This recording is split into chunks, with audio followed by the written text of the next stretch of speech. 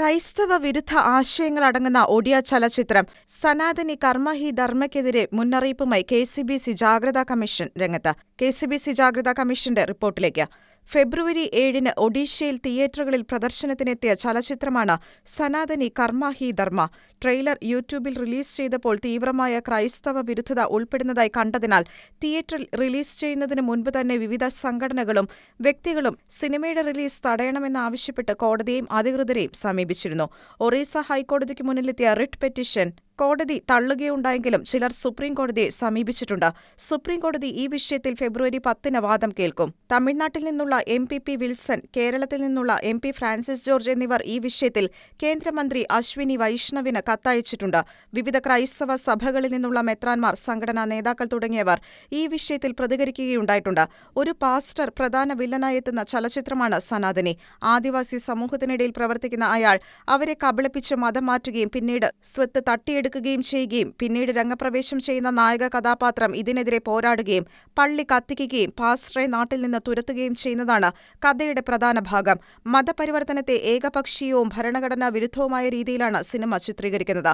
Indian ഭരണഘടന ഉറപ്പു നൽകുന്ന മതസ്വാതന്ത്ര്യമെന്ന ആശയത്തെ പാടെ നിരാകരിച്ചുകൊണ്ട് കാഴ്ചക്കാരിൽ അബദ്ധധാരണകൾ സൃഷ്ടിക്കുന്ന ചലച്ചിത്രമായാണ് ഇത് വിലയിരുത്തപ്പെടുന്നത്. ഒരു പ്രൊട്ടസ്റ്റന്റ് പാസ്റ്റർ വില്ലനായി അവതരിപ്പിക്കപ്പെടുന്നുണ്ടെങ്കിലും കാണികളിൽ തെറ്റിദ്ധാരണകൾ ഉയർത്തുന്ന വിധത്തിൽ കത്തോലിക്ക പുരോഹിതരുടെ വേഷവിധാനങ്ങളോടുകൂടിയും സിനിമയിൽ അവതരിപ്പിക്കപ്പെടുന്നുണ്ട്.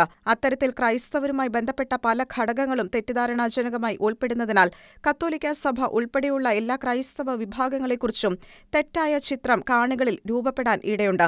ഇനിയും മുറിവുണങ്ങാത്ത ഒരു കലാപം നടന്ന ഭൂമിയാണ് ഒഡീഷ എന്നതിനാൽ ഈ വിഷയം അതീവ ഗൗരവമുള്ളതാണ്. 2008-ൽ കാന്തമാലിൽ നടന്ന കലാപത്തിൽ ചിതറിക്കപ്പെട്ടുപോയത് ആയിരക്കണക്കിന് ക്രൈസ്തവ കുടുംബങ്ങളാണ്.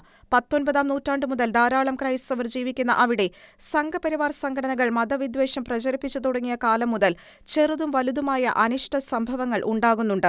അത്തരമൊരു പശ്ചാത്തലത്തിൽ അതുപോലെ ഒരു സംസ്ഥാനത്തെ സാധാരണക്കാരായ മനുഷ്യർക്കിടയിൽ കൂടുതൽ അബദ്ധധാരണകൾ വളർത്തുന്ന ഇത്തരം പ്രൊപ്പഗാൻഡ സിനിമകൾ പ്രചരിക്കുന്നത് വലിയ ദോഷം ചെയ്യുമെന്നത് തീർച്ച.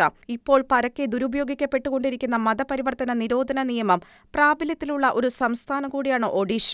ഇന്ന് ബി.ജെ.പി. ഭരിക്കുന്ന ആ സംസ്ഥാനത്ത് അരാജകവാദികളായ കലാപകാരികളുടെ അഴിഞ്ഞാട്ടത്തിന് ഇത്തരം പ്രചാരണങ്ങൾ വഴിയൊരുക്കേക്കാനുള്ള സാധ്യതയും ഇത്തരം പ്രൊപ്പഗാൻഡ സിനിമകൾ രാജ്യത്തെ മതസൗഹാർദ്ദത്തെ കൂടുതൽ പ്രതിസന്ധിയിലെത്തിക്കും എന്നതിനാലും ഈ സിനിമ ബാൻ ചെയ്യപ്പെടേണ്ടത് ആവശ്യമാണ്. ഭാരതീയ ന്യായ സംഹിത സെക്ഷൻ 299-നെതിരായ കുറ്റകൃത്യമാണ് ഈ ചലച്ചിത്രം നിർമ്മിക്കുന്നതിലൂടെ പിന്നണി പ്രവർത്തകർ ചെയ്തിട്ടുള്ളത്.